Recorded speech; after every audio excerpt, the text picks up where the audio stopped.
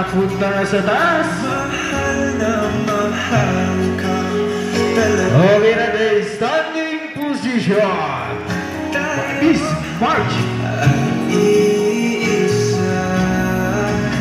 Okay na po sa the standing position on the top of the ladder. Ayan na pinaupo pa.